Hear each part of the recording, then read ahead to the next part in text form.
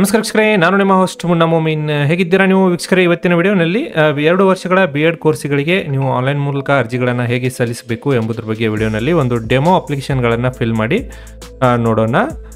ಈ BEd application notification ಬಗ್ಗೆ ನೀವು ಕಂಪ್ಲೀಟ್ ಆಗಿ ಮಾಹಿತಿ ಪಡೆಯಲು ಡಿಸ್ಕ್ರಿಪ್ಷನ್ ಬಾಕ್ಸ್ನಲ್ಲಿ ಫುಲ್ ವಿಡಿಯೋ ಲಿಂಕನ್ನು ಕೊಟ್ಟಿದ್ದೇನೆ. ಅಲ್ಲಿಂದ ನೀವು ಆ ವಿಡಿಯೋ ಮೂಲಕ ತಾವು ಎಲ್ಲ ಇನ್ಸ್ಟ್ರಕ್ಷನ್ಗಳು ಮತ್ತು ಏನೇನು ಅರ್ಹತೆ ಇದೆ, ಇಂಪಾರ್ಟೆಂಟ್ ಪಾಯಿಂಟ್ಸ್ಗಳು ಇವೆ, ಅದೇ ವಿಡಿಯೋನಲ್ಲಿ ನೀವು ಕಂಪ್ಲೀಟಾಗಿ ಮಾಹಿತಿ ಪಡೆಯಬಹುದು. ಈ ವಿಡಿಯೋನಲ್ಲಿ ಕೇವಲ ತಮಗೆ ಆನ್ಲೈನ್ ಮೂಲಕ ಅರ್ಜಿಗಳನ್ನು ಹೇಗೆ ಸಲ್ಲಿಸಬೇಕು, ಇಂಪಾರ್ಟೆಂಟಾಗಿ ಏನೇನೆಲ್ಲ ಮಾಹಿತಿ ನೀವು ಇಲ್ಲಿ ಫಿಲ್ ಮಾಡ್ಕೋಬೇಕಾಗುತ್ತದೆ. ಒಂದೇ ಸರಿ ಅರ್ಜಿಗಳನ್ನು ಫಿಲ್ ಮಾಡಲು ಚಾನ್ಸ್ ಕೊಟ್ಟಿರೋದ್ರಿಂದ ಸರಿಯಾಗಿ ಕೇರ್ಫುಲ್ಲಾಗಿ ಆ ಒಂದು ಅಪ್ಲಿಕೇಶನ್ಗಳನ್ನು ನೀವು ಫಿಲ್ ಮಾಡಬೇಕಾಗುತ್ತದೆ. ಒಂದ್ಸರಿ ಈ ಡೆಮೋ ಅಪ್ಲಿಕೇಶನನ್ನು ನೋಡ್ಕೊಂಡ ನಂತರ ನೀವು ಅರ್ಜಿಗಳನ್ನು ನಿಮ್ಮ ಮೊಬೈಲ್ ಅಥವಾ ಲ್ಯಾಪ್ಟಾಪ್ ಮೂಲಕ ಇಲ್ಲಿ ಅರ್ಜಿಗಳನ್ನು ಸಲ್ಲಿಸ್ಬೋದು.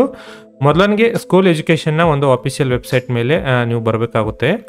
ಈ ಲಿಂಕ್ ಕೂಡ ನಾನು ಕೆಳಗಡೆ ಡಿಸ್ಕ್ರಿಪ್ಷನ್ ಬಾಕ್ಸ್ನಲ್ಲಿ ಮತ್ತು ನಮ್ಮ ಟೆಲಿಗ್ರಾಮ್ ಗ್ರೂಪಿನಲ್ಲಿ ಕೂಡ ನಮಗೆ ಲಿಂಕ್ ಕೊಟ್ಟಿರ್ತಾನೆ. ಇಲ್ಲಿ ಕಾಣುವ ಲಿಂಕ್ ನೋಡಿ, 3ನೇ ನಂಬರ್ ಇದೆ, click for online application for admission ಅಂತ ಕೊಟ್ಟಿದ್ದಾರೆ. ಇಲ್ಲಿ ಕ್ಲಿಕ್ ಮಾಡ್ಕೋಬೇಕು. ಫಸ್ಟ್ಗೆ ಈ ಒಂದು ಲಾಗಿನ್ ಪೇಜನ್ನು ಇಲ್ಲಿ ಓಪನ್ ಆಗಲಿದೆ. ಅಭ್ಯರ್ಥಿಗಳು ಫಸ್ಟ್ಗೆ ನೀವು ರಿಜಿಸ್ಟ್ರೇಷನ್ಗಳನ್ನು ಇಲ್ಲಿ ಮಾಡ್ಕೋಬೇಕಾಗುತ್ತದೆ. ರಿಜಿಸ್ಟ್ರೇಷನು, ಫಾರ್ಗೆಟ್ ಪಾಸ್ವರ್ಡು ಮತ್ತು ಲಾಗಿನ್ ಅಂತ 3 ಆಪ್ಷನ್ಗಳನ್ನು ಇಲ್ಲಿ ಕೊಟ್ಟಿದ್ದಾರೆ. ಮೊದಲನಿಗೆ ನೋಡಿ, ನೀವು ರಿಜಿಸ್ಟರ್ ಮೇಲೆ ಕ್ಲಿಕ್ ಮಾಡ್ಕೋಬೇಕಾಗುತ್ತದೆ. ರಿಜಿಸ್ಟರ್ ಅಂತ ಕ್ಲಿಕ್ ಮಾಡಿದ ತಕ್ಷಣ ನಮಗೆ ಒಂದು ರಿಜಿಸ್ಟ್ರೇಷನ್ ಪೇಜ್ ಇಲ್ಲಿಂದ ಓಪನ್ ಆಗಲಿದೆ. ಮೊದಲು ನೋಡಿ, ಅಭ್ಯರ್ಥಿಯ ಒಂದು SLC ಮಾರ್ಕ್ಸ್ ಕಾರ್ಡ್ನಲ್ಲಿರುವಂಥ ಹೆಸರು ಮತ್ತು ಅಭ್ಯರ್ಥಿಯ ಒಂದು mobile number, email ID, user name ಮತ್ತು ಪಾಸ್ವರ್ಡು, ಕನ್ಫರ್ಮ್ ಪಾಸ್ವರ್ಡನ್ನು ನೀವು ಇಲ್ಲಿ ಒಂದೊಂದಾಗಿ ಫಿಲಪ್ ಮಾಡ್ಕೋಬೇಕಾಗುತ್ತದೆ.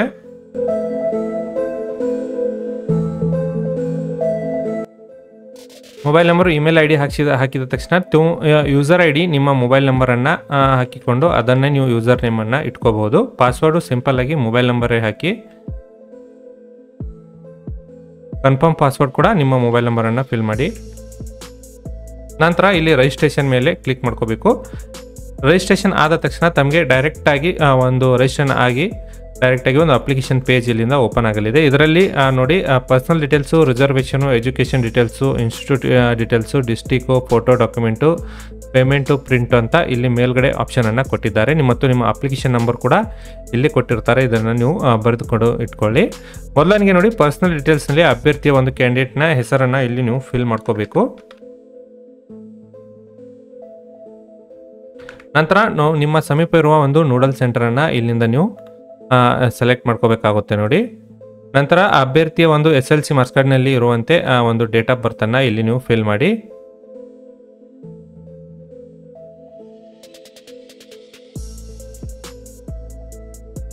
ಸರಿಯಾಗಿ ಫಿಲ್ ಮಾಡಿ ನಿಮ್ಮ ಜೆಂಡರನ್ನು ಸೆಲೆಕ್ಟ್ ಮಾಡ್ಕೊಳ್ಳಿ. ಅದಾದ ನಂತರ ಇಲ್ಲಿ ನೀವು ಫಾದರ್ ನೇಮನ್ನು ಫಿಲ್ಅಪ್ ಮಾಡ್ಕೋಬೇಕಾಗುತ್ತದೆ. ಮದರ್ ನೇಮನ್ನು ಸರಿಯಾಗಿ ಫಿಲ್ ಮಾಡ್ಕೊಳ್ಳಿ. ನಂತರ ನಿಮ್ಮ ಮನೆ ಅಡ್ರೆಸ್ಸನ್ನು ಕಂಪ್ಲೀಟಾಗಿ ಇಲ್ಲಿ ಮನೆ ಅಡ್ರೆಸ್ಸನ್ನು ಇಲ್ಲಿ ನೀವು ಫಿಲ್ಅಪ್ ಮಾಡಬಹುದು. ನಂತರ ಸಿಟಿಯನ್ನು ಸೆಲೆಕ್ಟ್ ಮಾಡ್ಕೊಳ್ಳಿ. ನಂತರ ಸ್ಟೇಟು, ಡಿಸ್ಟಿಕ್ಕು, ತಾಲೂಕು ಎಲ್ಲ ಕರೆಕ್ಟಾಗಿ ನೀವು ಫಿಲ್ ಮಾಡ್ಕೊಳ್ಳಿ.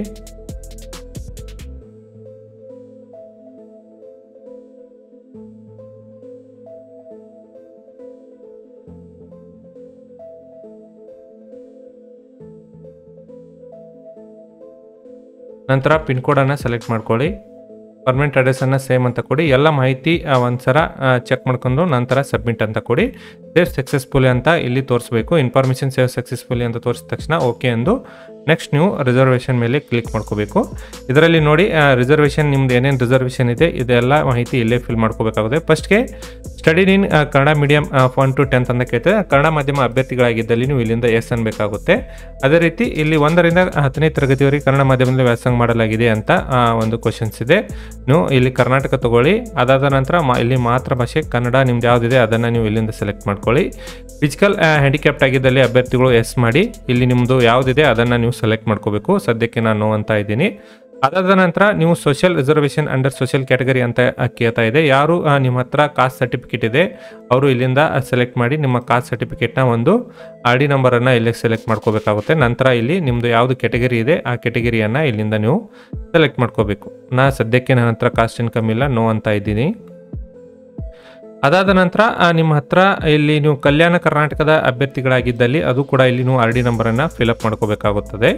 ಅದೇ ರೀತಿ ಇಲ್ಲಿ ಬಿಲಾಂಗ್ ಟು ಸ್ಪೆಷಲ್ ಗ್ರೂಪ್ ಅಂದರೆ NCC ಮತ್ತು ಇಲ್ಲಿ ಕೊಟ್ಟಿದ್ದಾರೆ ನೋಡಿ, defence person, ex service man, ಗಡಿನಾಡು ಮತ್ತು ಹೊರನಾಡು ಕನ್ನಡಿಗರು, NCC, NSS ಮತ್ತು ಸ್ಪೋರ್ಟ್ಸ್ ಪರ್ಸನ್ಗಳಾಗಿದ್ದಲ್ಲಿ ಇದು ನೀವು ಸ್ಪೆಷಲ್ ಕ್ಯಾಟಗರಿಯಲ್ಲಿ ಎಸ್ ಅಂದು ಇದನ್ನು ನಿಮ್ಮದು ಯಾವುದಿದೆ ಸರ್ಟಿಫಿಕೇಟ್ ಅದನ್ನು ಇಲ್ಲಿಂದ ಎಸ್ ಮಾಡ್ಕೋಬೇಕು. ಯಾವುದೂ ಇಲ್ಲ ಅಂದಲ್ಲಿ ನೋ ಅಂತ ಕೊಡಿ, ನಂತರ ಸಬ್ಮಿಟ್ ಅಂತ ಇಲ್ಲಿ ಕೊಡಬೇಕಾಗುತ್ತೆ ನೋಡಿ. ಇದು ಹೈದರಾಬಾದ್ ಕರ್ನಾಟಕಕ್ಕೆ ಸಂಬಂಧಿಸಿದಂತೆ ನಾನು ಇಲ್ಲಿ ನೋ ಅಂತ ಇದ್ದೀನಿ. ನಂತರ ಸೇವ್ ಸಕ್ಸಸ್ಫುಲ್ ಅಂತ ತೋರಿಸುತ್ತೆ ಇನ್ಫಾರ್ಮೇಷನು. ಈಗ 2 ಸ್ಟೆಪ್ಗಳನ್ನು ನಾವು ಕಂಪ್ಲೀಟ್ ಮಾಡಿದ್ದೇವೆ. ಎಜುಕೇಷನ್ ಡೀಟೇಲ್ಸ್ನಲ್ಲಿ ಎಜುಕೇಷನ್ಗೆ ಸಂಬಂಧಪಟ್ಟಂತೆ ಎಲ್ಲ ಮಾಹಿತಿ ಒಂದೊಂದಾಗಿ ಇಲ್ಲಿ ಫಿಲಪ್ ಮಾಡ್ಕೋಬೇಕು. ಮೊದಲನಿಗೆ ನೀವು SLC ಸಂಬಂಧಿಸಿದಂತೆ ಇಲ್ಲಿ ಮಾಹಿತಿಯನ್ನು ಕೊಡಬೇಕು ನೋಡು. SLC ಪಾಸು, PUC, ಅದಾದ ನಂತರ ಬ್ಯಾಚುಲರ್ ಡಿಗ್ರಿಯನ್ನು ಇಲ್ಲಿ ಎಸ್ ಅಂತ ಕೊಡಿ. ಯಾವ ಡಿಗ್ರಿಯಲ್ಲಿ ಪಾಸ್ ಆಗಿದ್ದೀರಿ ಅದನ್ನು ನೀವು ಇಲ್ಲಿಂದ ಸೆಲೆಕ್ಟ್ ಮಾಡ್ಕೋಬೇಕು. ನಂತರ ಯಾವ ಯೂನಿವರ್ಸಿಟಿಯಿಂದ ನೀವು ಡಿಗ್ರಿಯನ್ನು ಕಂಪ್ಲೀಟ್ ಮಾಡಿದ್ದೀರಿ ಅದನ್ನು ಸೆಲೆಕ್ಟ್ ಮಾಡ್ಕೊಳ್ಳಿ. ಆಮೇಲೆ ಡಿಗ್ರಿಯಲ್ಲಿ ಅಡ್ಮಿಷನ್ ತೆಗೆದುಕೊಂಡ ವರ್ಷವನ್ನು ಇಲ್ಲಿಂದ ನೀವು ಸೆಲೆಕ್ಟ್ ಮಾಡ್ಕೋಬೇಕಾಗುತ್ತೆ ನೋಡಿ.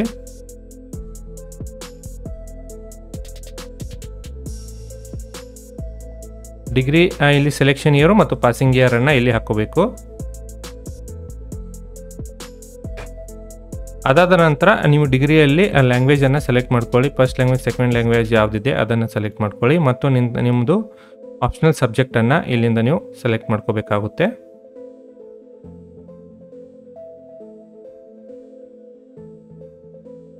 ಒಬ್ಬೊಬ್ರದ್ದು 2 ಆಪ್ಷನಲ್ ಸಬ್ಜೆಕ್ಟ್ ಇರ್ತಾವಲ್ಲ, ಅವರು ಇಲ್ಲಿ 3ನೇ ಆಪ್ಷನ್ ಸಬ್ಜೆಕ್ಟನ್ನು ನನ್ ಅಂತ ಸೆಲೆಕ್ಟ್ ಮಾಡ್ಕೋಬೇಕು. 3 ಆಪ್ಷನ್ ಸಬ್ಜೆಕ್ಟ್ಗಳು ನಿಮ್ಮ ಹತ್ರ ಇದ್ದರೆ ಅವು ಕೂಡ ಇಲ್ಲಿ ನೀವು ಸೆಲೆಕ್ಟ್ ಮಾಡ್ಕೋಬೋದು ನೋಡಿ. ಯಾವುದಾದ್ರೂ ಒಂದು ತಗೋತೀನಿ ನಾನು. 3 ತೆಗೆದುಕೊಂಡಿದ್ದೇವೆ. ಇಲ್ಲಿ ಬ್ಯಾಚುಲರ್ ಡಿಗ್ರಿಯಲ್ಲಿ ಪಡೆದುಕೊಂಡಿರುವ ಟೋಟಲ್ ಮಾರ್ಕ್ಸ್, ಮ್ಯಾಕ್ಸಿಮಮ್ ಮಾರ್ಕ್ಸ್ಗಳನ್ನು ನೀವು ಇಲ್ಲಿ ಫಿಲಪ್ ಮಾಡ್ಕೋಬೇಕು.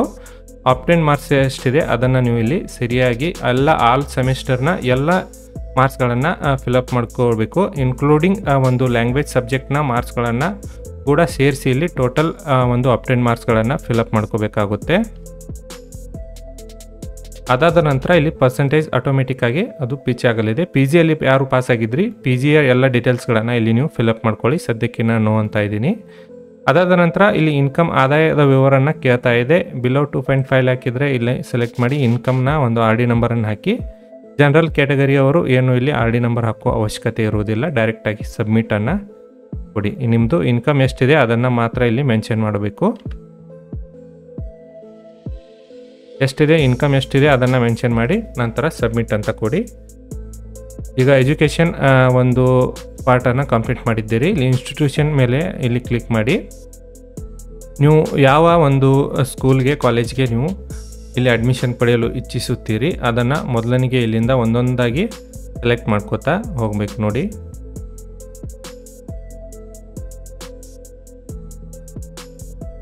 ಈ ಥರ ನಿಮಗೆ ಎಷ್ಟು ಬೇಕು ಅಷ್ಟು ಕಾಲೇಜ್ಗಳನ್ನು ಇಲ್ಲಿ ನೀವು ಆ್ಯಡ್ ಮಾಡ್ತಾ ಹೋಗಬೇಕು. ಸದ್ಯಕ್ಕೆ ನಾನು 2 ಕಾಲೇಜ್ ಮಾಡ್ತಾ ಇದ್ದೀನಿ. 20ಕ್ಕಿಂತ ಅಧಿಕ ಇಲ್ಲಿ ಕಾಲೇಜ್ಗಳನ್ನು ಕೂಡ ನೀವು ಆ್ಯಡ್ ಇನ್ಸ್ಟಿಟ್ಯೂಟ್ ಮೇಲೆ ಕ್ಲಿಕ್ ಮಾಡಿ ಮತ್ತೆ ನೀವು ಎಕ್ಸ್ಟ್ರಾ ಒಂದು ಕಾಲೇಜ್ ಲಿಸ್ಟನ್ನು ಇಲ್ಲಿ ನೀವು ಆ್ಯಡ್ ಮಾಡ್ಕೋಬಹುದು. ನಂತರ ಎಲ್ಲ ಆದ ತಕ್ಷಣ ಇಲ್ಲಿ ಸಬ್ಮಿಟ್ ಮೇಲೆ ಕ್ಲಿಕ್ ಮಾಡಿ ನಂತರ ಓಕೆ ಮಾಡಿ. ಇನ್ಸ್ಟಿಟ್ಯೂಷನ್ ಡೀಟೇಲ್ಸ್ ಎಲ್ಲ ಸೆಟ್ ಆಗಿದೆ. ಅದರ ನಂತರ ಡಿಸ್ಟಿಕ್ಕನ್ನು ಇಲ್ಲಿ ಸೆಲೆಕ್ಟ್ ಮಾಡಿ. ಇಲ್ಲಿ ಯಾವ ಡಿಸ್ಟಿಕ್ನಲ್ಲಿ ನೀವು ಒಂದು ಅಡ್ಮಿಷನ್ ಪಡೆಯಲು ಇಚ್ಛಿಸುತ್ತೀರಿ ಆ ಡಿಸ್ಟಿಕ್ಕನ್ನು ಫಸ್ಟಾಗಿ ಒಂದು ರೆಫರ್ ಮಾಡಿ. ನಂತರ ಇಲ್ಲಿ ಸಬ್ಮಿಟ್ ಅಂತ ಕೊಡಬಹುದು. ನಂತರ ಫೋಟೋ ಮತ್ತು ಡಾಕ್ಯುಮೆಂಟ್ ಅಪ್ಲೋಡ್ ಮಾಡಲು ಇಲ್ಲಿ ಕೇಳ್ತಾ ಇದೆ ನೋಡಿ. ಇಲ್ಲಿ ಮಾತ್ರ ಸರಿಯಾಗಿ ಇಲ್ಲಿ ಕ್ಯಾಂಡಿಡೇಟ್ನ ಒಂದು ಫೋಟೋ ಮತ್ತು ಕ್ಯಾಂಡಿಡೇಟ್ನ ಸಿಗ್ನೇಚರು JPG ಫಾರ್ಮೆಟ್ನಲ್ಲಿ 50 KB ಒಳಗಡೆ ಇರುವಂತೆ ಇಲ್ಲಿ ನೀವು ಫೋಟೋ ಮತ್ತು ಸಿಗ್ನೇಚರನ್ನು ಅಪ್ಲೋಡ್ ಮಾಡಬೇಕು. ಅದಾದ ನಂತರ SLC ಮಾರ್ಕ್ಸ್ ಕಾರ್ಡು ಮತ್ತು PUC ಮಾರ್ಕ್ಸ್ ಕಾರ್ಡು ಆಮೇಲೆ UG ಮಾರ್ಕ್ಸ್ ಕಾರ್ಡ್ ನೋಡಿ ನಿಮ್ಮ ಎಲ್ಲ ಸೆಮಿಸ್ಟರ್ನ ಒಂದು ಮಾರ್ಕ್ಸ್ ಕಾರ್ಡ್ಗಳನ್ನು ಸ್ಕ್ಯಾನ್ ಮಾಡಿ ಒಂದೇ PDF-ನಲ್ಲಿ ಮರ್ಜ್ ಮಾಡಿ ನೀವು ಅಪ್ಲೋಡ್ ಮಾಡಬೇಕಾಗುತ್ತದೆ. PG ಮಾರ್ಕ್ಸ್ ಕಾರ್ಡ್ನ ಇದ್ದಲ್ಲಿ ನಿಮ್ಮ ಹತ್ರ PG ಕ್ಯಾಂಡಿಡೇಟು PG ಮಾರ್ಕ್ಸನ್ನು ಅಪ್ಲೋಡ್ ಮಾಡಿ. ಅದೇ ರೀತಿ ಸ್ಟಡಿ ಸರ್ಟಿಫಿಕೇಟನ್ನು ನೀವು ಕಂಪಲ್ಸರಿಲಿ ಕಡ್ಡಾಯವಾಗಿ ಅಪ್ಲೋಡ್ ಮಾಡಬೇಕಾಗುತ್ತದೆ. 7 ವರ್ಷಗಳ ಒಂದು ಕರ್ನಾಟಕದಲ್ಲಿ ಕಲಿತ ಸ್ಟಡಿ ಸರ್ಟಿಫಿಕೇಟ್ ಕಡ್ಡಾಯವಾಗಿ ನೀವು ಅಪ್ಲೋಡ್ ಮಾಡಬೇಕು. ಯಾರ ಹತ್ರ 1ರಿಂದ 12ನೇ ತರಗತಿವರೆಗೆ ಸ್ಟಡಿ ಸರ್ಟಿಫಿಕೇಟ್ ಇವೆ ಅವರು ಕೂಡ 1ರಿಂದ 12ನೇ ತರಗತಿ ಸರ್ಟಿಫಿಕೇಟನ್ನು ಸ್ಕ್ಯಾನ್ ಮಾಡಿ ಒಂದೇ PDF-ನಲ್ಲಿ ಮರ್ಜ್ ಮಾಡಿ ಅಪ್ಲೋಡ್ ಮಾಡಿ. ನಂತರ ಹ್ಯಾಂಡಿಕ್ಯಾಪ್ಟ್ ಅಭ್ಯರ್ಥಿಗಳಾಗಿದ್ದಲ್ಲಿ ಅವರು ಕೂಡ PH ಸರ್ಟಿಫಿಕೇಟನ್ನು ಅಪ್ಲೋಡ್ ಮಾಡಿ. ಸ್ಪೆಷಲ್ ಗ್ರೂಪಿನಲ್ಲಿ ಏನಾದರೂ ನೀವು ಟಿಕ್ ಮಾಡಿದರೆ ಅಪ್ಲಿಕೇಶನ್ ಹಾಕುವಾಗ ಆ ಸರ್ಟಿಫಿಕೇಟನ್ನು ಇಲ್ಲಿಂದ ನೀವು ಅಪ್ಲೋಡ್ ಮಾಡ್ಕೋಬೋದು. ಅದಾದ ನಂತರ ಇಲ್ಲಿ ಕಾಸ್ಟ್ ಇನ್ಕಮನ್ನು ನೀವು ಅಪ್ಲೋಡ್ ಮಾಡ್ಬೋದು. GM ಕ್ಯಾಟಗರಿಯವರಿಗೆ ಏನೂ ಇದು ಅವಶ್ಯವಿರುವುದಿಲ್ಲ.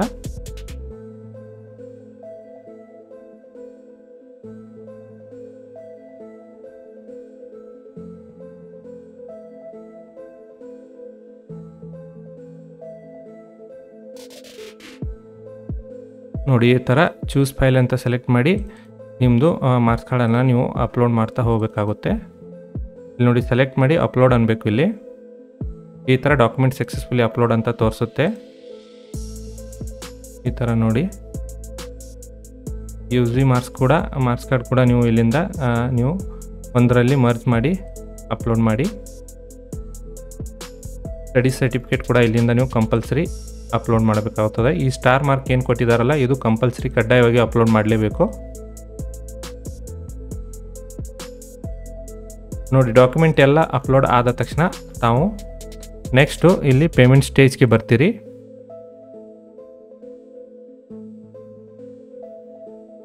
ಡಾಕ್ಯುಮೆಂಟ್ ಎಲ್ಲ ಸಬ್ಮಿಟ್ ಆದ ತಕ್ಷಣ ಇಲ್ಲಿ ಪೇ ನೌ ಅಂತ ಕೊಟ್ಟರೆ ನಿಮಗೆ ಅರ್ಜಿ ಒಂದು ಪೇಮೆಂಟ್ ಆಗುತ್ತೆ. ಈ ಪೇಮೆಂಟ್ ಮಾಡೋಕ್ಕಿಂತ ಮುಂಚೆ ನೀವು ಮತ್ತೊಂದು ಸರಿ ಪರ್ಸ್ನಲ್ ಡೀಟೇಲ್ಸ್ಗೆ ಹೋಗಿ ಸರಿಯಾಗಿ ಮಾಹಿತಿಯನ್ನು ಅಪ್ಲೋಡ್ ಮಾಡಿದ್ದೀರಿ ಒಂದ್ಸರಿ ಫೈನಲ್ ಆಗಿ ನೋಡ್ಕೊಳ್ಳಿ. ಪೇಮೆಂಟ್ ಆದ ತಕ್ಷಣ ಯಾವುದೇ ತಿದ್ದುಪಡಿಗೆ ಅವಕಾಶವಿರುವುದಿಲ್ಲ. ಪೇಮೆಂಟ್ ಮಾಡೋಕ್ಕಿಂತ ಮುಂಚೆನೇ ನೀವು ಏನಾದರೂ ಕರೆಕ್ಷನ್ ಮಾಡೋದಾದರೆ ಮಾಡ್ಕೋಬೋದು. ಒಂದು ಸರಿ ಪೇಮೆಂಟ್ ಆದ ತಕ್ಷಣ ತಮಗೆ ಯಾವುದೇ ತರಹದ ತಿದ್ದುಪಡಿ ಮಾಡಲು ಅವಕಾಶ ಇಲ್ಲಿ ಕೊಟ್ಟಿರುವುದಿಲ್ಲ. ನೋಡಿ ಪೇಮೆಂಟ್ಗೆ ಹೋಗಿ ಪೇ ನೌ ಅಂತ ಕೊಡಬೇಕು. ಪೇ ನೌ ಅಂದರೆ ಇಲ್ಲಿ ನಿಮ್ಮ ಅಪ್ಲಿಕೇಶನ್ ನಂಬರು ಎಲ್ಲ ಡೀಟೇಲ್ಸ್ ಇಲ್ಲಿ ಬರುತ್ತೆ. ಇಲ್ಲಿ ಪೇ ನೌ ಅಂತ ಕೊಟ್ಟರೆ ತಮಗೆ SBIನ ಒಂದು ಡೆಬಿಟ್ ಕಾರ್ಡ್ ಮೂಲಕ ಇಲ್ಲಿ ನೀವು ಡೀಟೇಲ್ಸನ್ನು ಫಿಲ್ ಮಾಡಿ ಡೈರೆಕ್ಟಾಗಿ ನೀವು ಆನ್ಲೈನ್ ಮೂಲಕ ಪಾವತಿ ಮಾಡಬಹುದು. ಇಲ್ಲವಾಗಿದ್ದಲ್ಲಿ ಇಲ್ಲಿ SBI ಬ್ರಾಂಚ್ ಪೇಮೆಂಟ್ ಅಂತ ಇದೆ. ಈ ಎಲ್ಲ ಮಾಹಿತಿಯನ್ನು ನೀವು ಪೇ ಮಾಡಿ ಡೈರೆಕ್ಟಾಗಿ ಚಲನ್ ಕೂಡ ಡೌನ್ಲೋಡ್ ಮಾಡ್ಕೋಬಹುದು. ವೀಕ್ಷಕರೇ ಈ ಮಾಹಿತಿ ನಿಮಗೆ ಇಷ್ಟ ಆಗಿದ್ದಲ್ಲಿ ಒಂದು ಲೈಕ್ ಮಾಡಿ. ನಾನು ಮತ್ತೆ ಭೇಟಿ ಆಗ್ತೀನಿ ಮುಂದಿನ ಉದ್ಯೋಗ ಮಾಹಿತಿಯೊಂದಿಗೆ. ಅಲ್ಲಿವರೆಗೂ ನಮಸ್ಕಾರ, ಧನ್ಯವಾದಗಳು.